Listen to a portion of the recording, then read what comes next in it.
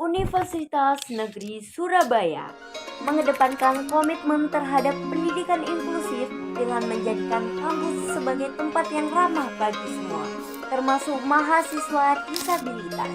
Salah satu langkah nyata adalah dengan menyediakan fasilitas yang aksesibel dan program dukungan akademis yang memadai. Sebagai bagian dari tugas mata kuliah pendidikan inklusif, kami melakukan wawancara dengan mahasiswa pendidikan luar biasa. Melalui wawancara ini, kami ingin menggali pengalaman, tantangan, serta solusi yang dihadapi oleh mahasiswa dalam menjalani proses pembelajaran. Perspektif mereka akan menjadi bahan berharga untuk meningkatkan kualitas pendidikan inklusif di UNESA. Dengan semangat kolaborasi dan saling mendukung, UNESA bertekad untuk terus berinovasi demi menciptakan lingkungan belajar yang lebih baik bagi semua mahasiswa tanpa terkecuali. Halo, perkenalkan kami dari kelompok 2. Perkenalkan, saya Anjali Dwi Sukresni dengan NIM akhir 097. Saya Devina Natapwa dengan NIM akhir 194. Dan saya Warda Aziza dengan NIM akhir 247. Dan saya Erika Dwi Revana dengan NIM terakhir 197. Assalamualaikum warahmatullahi wabarakatuh. Nah, kami di sini dari kelompok 2 akan mewawancarai kakak yang ada di sebelah kita. Boleh silakan diperkenalkan diri terlebih dahulu. Halo teman-teman semua dan juga para bapak ibu dosen PG PAUD. Sebelumnya perkenalkan, nama saya Miftahul Salamah dari Pendidikan Luar Biasa Angkatan 2023 PLBD dan saya berasal dari Kota Mojokerto. Halo Kak Mita. Baik, terima kasih kakak sudah meluangkan waktunya untuk kita. Langsung saja, kami ini sangat senang bisa bertemu dengan kakak dan berbincang dengan kakak. Sebelum kita mulai, kita ingin menyampaikan bahwa tujuan kami untuk belajar lebih banyak tentang pengalaman dan pandangan kakak, terutama terkait dengan inklusi, aksesibilitas, serta dukungan yang dirasakan sebagai mahasiswa di UNESA. Kami juga memastikan bahwa percakapan ini berjalan dengan santai dan nyaman. Jadi kalau ada pertanyaan yang tidak nyaman untuk dijawab, boleh kakak bilang atau kakak langsung saja mengucapkan kepada kita. Yang paling penting bagi kami adalah mendengarkan suara dan perspektif kakak tentang pengalaman kakak yang sangat berharga dan bisa memberikan wawasan baru bagi mereka. Langsung saja untuk urutan pertanyaan yang pertama saya ajukan kepada Bapak Erika. Saya ingin bertanya Kak, apa yang membuat kakak memilih Universitas Negeri Surabaya sebagai tempat untuk melanjutkan pendidikan? Oke Kak, saya langsung menjelaskan kenapa sih saya memilih kuliah di Universitas Negeri Surabaya gitu ya Kak ya. Kenapa kok nggak milih di tempat kampus-kampus lain gitu ya Kak ya. Nah, sudah kita ketahui bahwasanya UNESA itu sekarang sangat terkenal gitu ya Kak ya. Bahwasanya UNESA itu menerima disabilitas gitu. Terus nggak hanya menerima disabilitas aja Kak gitu. Mungkin dari juga segi fasilitasnya, terus dari dosen-dosennya yang ramah, terus di UNESA itu pun juga menyiapkan jalur khusus untuk disabilitas. Mungkin teman-teman disabilitas itu juga bisa sih daftar melalui jalur UTBK. Jalur UTBK itu kan jalur pemerintah ya Kak. Iya. Ya. Tapi selain melalui jalur pemerintah, UNESA ini juga menyediakan jalur tes khusus untuk disabilitas. Jadi saya sangat tertarik sekali Kak gitu. Terima kasih dari penjelasan kakak. Langsung saja untuk pertanyaannya selanjutnya akan dibacakan oleh rekan saya Andi. Untuk pertanyaan selanjutnya, bagaimana pengalaman kakak selama berkuliah di UNESA terkait fasilitas dan aksesibilitas bagi mahasiswa yang berkebutuhan khusus? Oke, saya akan menjelaskan ya Kak terkait pengalaman-pengalaman yang untuk saat ini yang saya alami. Mungkin saya akan menyampaikan pengalaman saya dulu ya Kak ya, yang mungkin dari segi pendidikan terutama di FIP atau pendidikan PLB itu sendiri gitu. Kalau di jurusan saya untuk saat ini aksesibel sih Kak.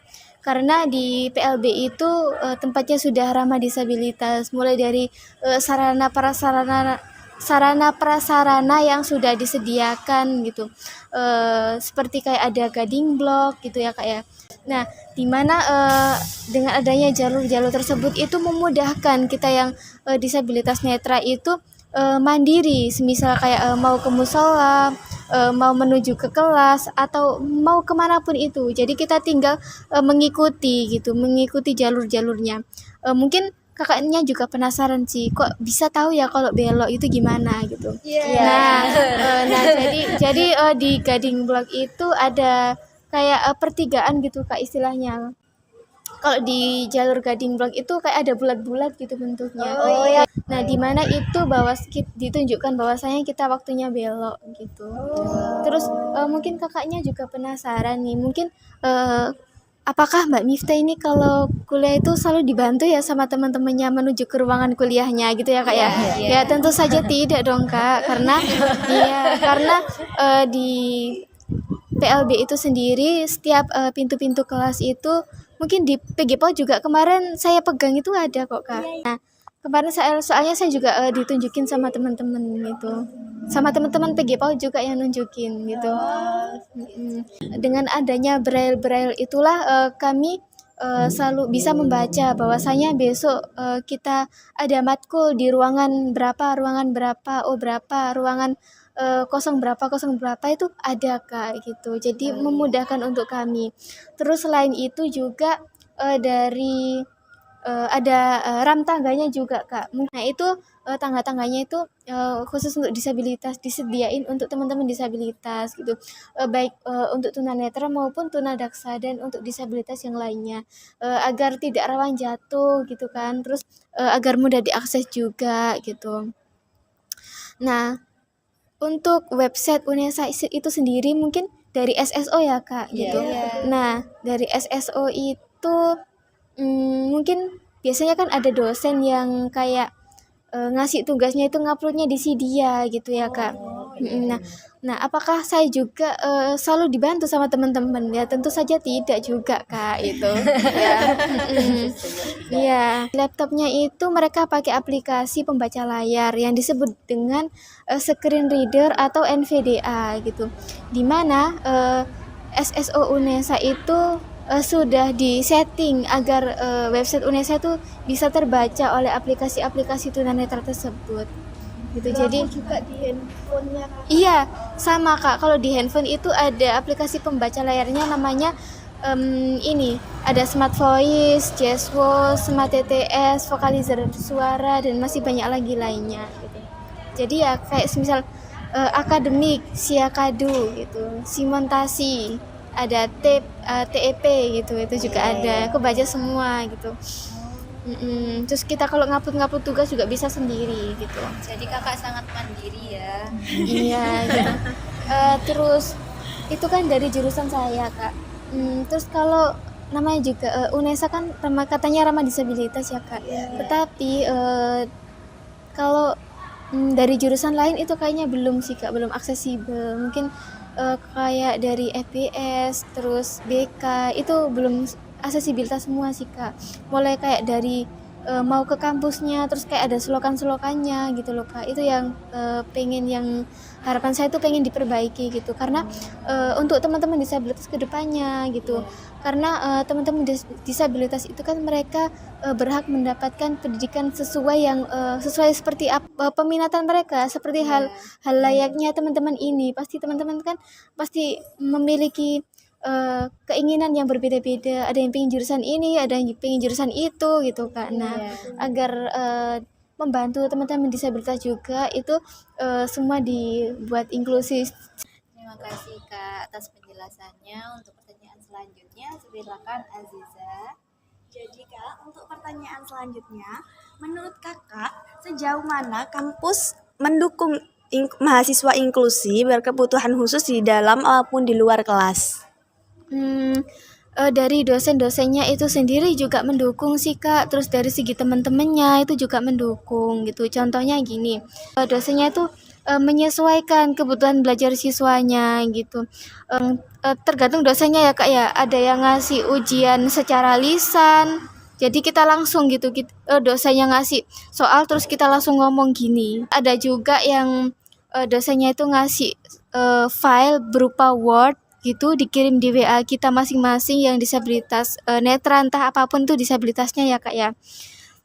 Terus nanti kita kerjain melalui laptop gitu Kak, diketik pakai laptop gitu Kak.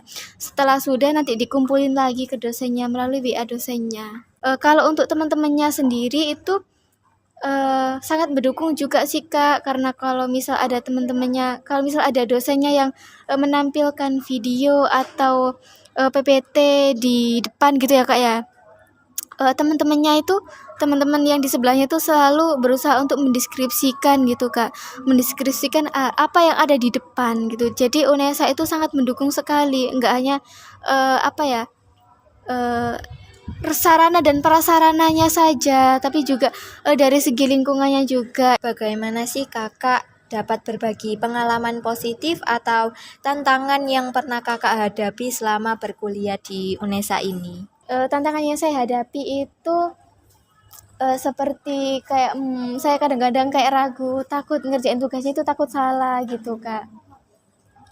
Takut salah, terus kadang-kadang itu kadang-kadang ada 1-2 orang itu teman-teman yang tidak mau menerima disabilitas gitu, kadang mau menerima kita karena terpaksa gitu. Tapi di sini kita itu berusaha semaksimal mungkin agar tidak memberatkan atau membebani teman-teman gitu. Jadi kadang-kadang ya sedih, kadang-kadang ada senangnya gitu. Baik Kak, mungkin adakah pesan yang ingin Kakak sampaikan kepada mahasiswa lain atau pihak kampus terkait pentingnya menciptakan lingkungan yang inklusif dan ramah bagi semuanya? Oke. Saya akan menyampaikan kesan dan pesan terutama untuk para dosennya juga ya Kak ya. Mungkin nggak hanya di pendidikan saya aja, mungkin dari jurusan manapun saya berharap sekali mungkin dosennya itu yang mungkin yang dari jurusan lain tuh juga ramah disabilitas, terus nanti berusaha memberikan aspirasi mengenai sarana prasarana yang sudah yang harus diberikan untuk teman-teman disabilitas gitu.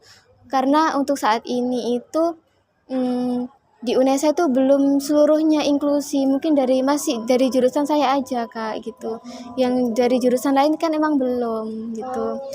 Untuk teman-teman mahasiswa, terutama untuk teman-teman non disabilitas, jangan lupa selalu dukung kita. Kalian intinya itu tidak boleh membeda-bedakan gitu ya, harus saling merangkul satu sama lain gitu. Saya ingin mengucapkan terima kasih banyak, terutama kelompok kami sudah dibantu oleh kakaknya yang sebesar-besarnya atas waktu yang telah kakak luangkan untuk berbagi pengalaman, pandangan, dan refleksi selama wawancara ini. Apa yang telah kakak sampaikan sangat berharga, tidak hanya bagi kami sebagai pewawancara, tetapi juga bagi setiap individu yang berkomitmen untuk menciptakan lingkungan yang lebih inklusif, lebih menghargai keberagaman, dan lebih mendukung kebutuhan khusus semua mahasiswa.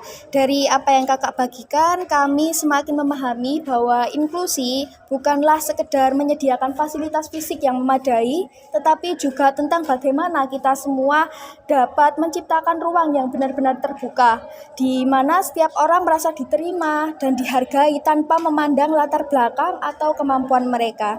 Semoga wawancara ini menjadi bagian dari upaya yang lebih luas untuk mendorong perubahan positif di lingkungan pendidikan, di mana aksesibilitas bukan hanya tentang kemudahan fisik, tetapi juga mengenai kesempatan yang setara bagi semua untuk berkembang. Mungkin dari kakak ada yang ingin disampaikan untuk memotivasi teman-teman disabilitas di luar sana?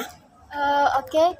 Jangan lupa untuk bersemangat untuk teman-teman disabilitas di luar sana yang mungkin saat ini belum mendapatkan pendidikan halnya yang layak untuk saya saat ini gitu.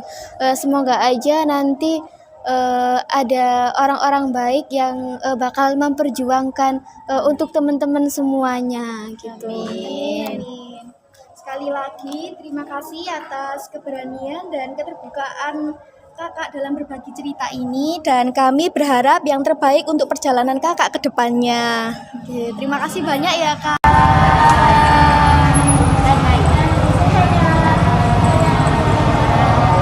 Nesa, satu langkah di depan.